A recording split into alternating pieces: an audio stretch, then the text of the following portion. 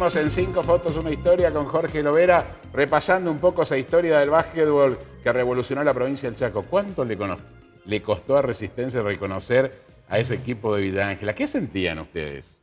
No, a ver, creo que en esa época era muy lindo, sobre todo la rivalidad que existía, ¿no? No únicamente nosotros con los equipos de Resistencia, sino también de los equipos de Resistencia entre ellos, porque hay que reconocer también que había una... Sí, había grandes equipos también. Sí, ¿no? había Hindú, Villa, Regata, en su momento Don Orione. El Don Orione de Jackson y Tirota, Corbalán, etc. Sí, que estaba Tafolani, creo que se llama. Tafolani, y estaba manejando el básquetbol. Sí. Él manejaba el básquet. Y Carlos Lutringer era el técnico en una época. Claro, en una época estaba Copelo también técnico, estaba De Lobo creo que en Hindú. O sea, no, era una época realmente del básquetbol donde se jugaba a cancha llena, en los estadios que uno iba se jugaba a cancha llena y la rivalidad. Y bueno, creo que, mira, justamente hace unos años me encontré con... Porque el básquetbol o el deporte, eso es lo que da uno, me encuentro con Geta Palacio, acá en el centro, acá en Resistencia. Sí. Me dice, vamos a tomar un café. Y viste que uno con algunos jugadores teníamos algunas picas. Sí, sí, era basquetbolística. Era en la cancha, sí, qué sé yo. Y bueno, con Geta Palacio era uno que teníamos pica. Sí. Pero, y con el tiempo se borra todo eso y queda la anécdota y queda la amistad, que es lo más importante. Sí, bueno. Y él me decía, nosotros sabíamos lo que ustedes nos iban a hacer. Dice, sabíamos cómo nos iban a jugar, cómo nos iban a defender, cómo nos íbamos a atacar. Todos sabíamos, pero no lo podíamos evitar. O sea, no se podía controlar ese juego, claro. Era tan dinámico, claro. Evidentemente marcó toda una época, ¿no? ¿Cuántos años estuvieron con presencia nacional, digamos? Bueno, antes de la última etapa. Claro, con intervalos, ¿no? Pero arranca en el año, diríamos, a marcar presencia nosotros. Empezamos en el 76, 77, cuando salimos subcampeón argentino. A partir de ahí, con la llegada, después de este campeonato argentino en Catamarca, al año siguiente empiezan con la llegada de los extranjeros, que empiezan a llegar, el caso nuestro, Larry Green, acá en Resistencia con... fue el primero, Steve Washington. Steve Washington, Jackson, el otro que jugaba en Villa, después los Hindú. El otro Jackson, Stanley Jackson, que estaba en Don Orione. Don Orione. Sheridan, el otro, el gordo, ¿cómo es el de Hindú? Que no me sale.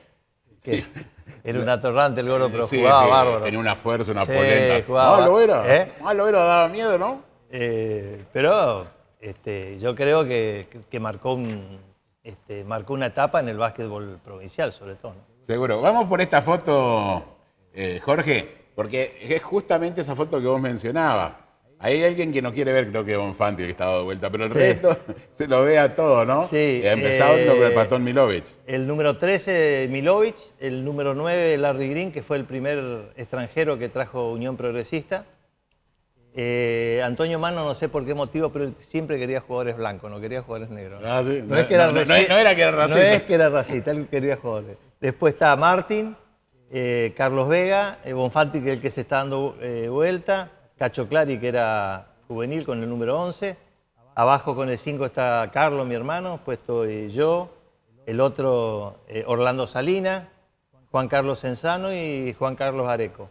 Esta foto, al año siguiente, a Pata Milovic y a Orlando Salina, lo viene y lo compra San Andrés. San Andrés, se van a jugar justamente el básquetbol de Capital Federal. De Capital Federal, que a Progresista, te tengo que decir que la mayoría de estos jugadores, por no decirte casi todos, excepto el americano y excepto Antonio Mano, todos jugaban por amor a la camiseta. Amateur, absolutamente. Totalmente, nosotros acá no cobraba nadie.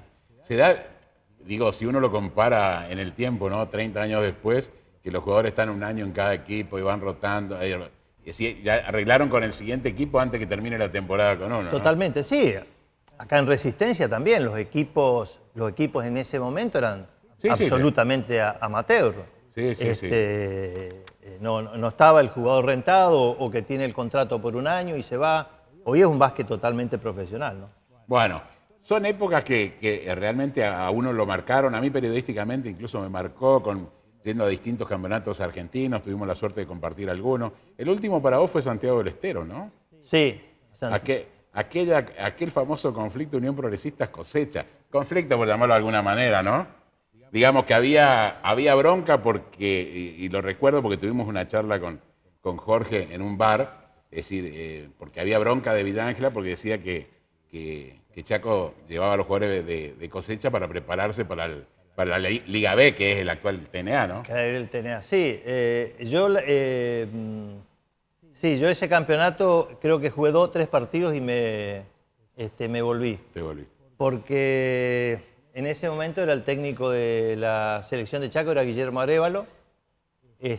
Bueno, tuvimos algunas diferencias. Tuvimos algunas diferencias, donde ahí creo que se notó mucho, en ese campeonato se notó mucho lo que era Resistencia y Villa Ángela, y yo la verdad me sentí tocado y pero bueno, yo la verdad nunca tuve problema con ningún técnico.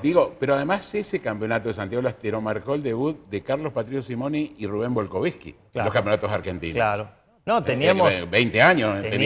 Teníamos un equipo realmente, era un buen equipo, pero bueno, por ahí teníamos esas pequeñas diferencias, no con los jugadores. Con los jugadores, la verdad, nosotros, la rivalidad que podíamos tener en la cancha, pero después ahí, y hoy por hoy, tenemos excelente amistad con la mayoría de los jugadores que en ese momento jugábamos. Bueno, sí. Digamos, termina o sigue esa etapa. ¿Hasta qué año jugaste, digamos, en la primera? Porque fue un largo periodo. Sí, tuyo, sí. ¿no? Yo empecé, jugué hasta el año 93, cuando en esa etapa, en el año 87, llega otro gran técnico que tuvo Unión Progresista, que fue Aldo Santiago Marchesini, donde por primera vez en la historia se logra el ascenso de un equipo chaqueño a la Liga Nacional A. Bueno, y si bien no tenemos la foto del ascenso, el partido se jugó en Presidencia Roque Sáenz Peña, en el Estadio de Acción que reventaba por todos lados, pero sí ya tenemos el equipo que jugó la primera Liga Nacional A, sí. el equipo chaqueño que jugó la Liga sí. A en ese momento, por eso repitió Unión Progresista. En ese momento, sí. Teníamos un equipo que justo ese año fue el único año que se jugó con un solo extranjero. Nosotros lo teníamos a Lance Ball, que es el rubio más alto que está ahí, que era un jugadorazo, pero, por ejemplo, en ese momento había muchos jugadores de Córdoba, de Buenos Aires, que no querían venir a jugar Fue el caso de Campana, me acuerdo que le habían hecho una oferta, ¿no? Una oferta jugosa. Muy jugosa, y no quiso venir a jugar al Chaco. Bueno, él en ese momento se queda a jugar en Cañada de Gómez, en Sport Club Cañada de Gómez, andaba de novio con uno de los principales sponsors que tenía Cañada de Gómez, por eso que se queda ahí. Pero bueno, sí, este es el equipo que ya jugó la.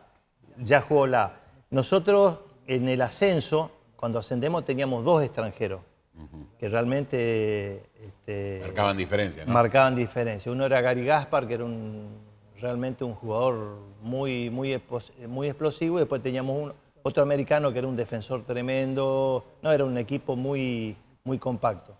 Fue el mismo año que ascendimos nosotros, que ascendió Peñarol de Mar del Plata. Peñarol de Mar del Plata, que llega a la primera división. Jorge, vamos por la última pausa. En 5 fotos, una historia. Enseguida nos metemos en el último bloque.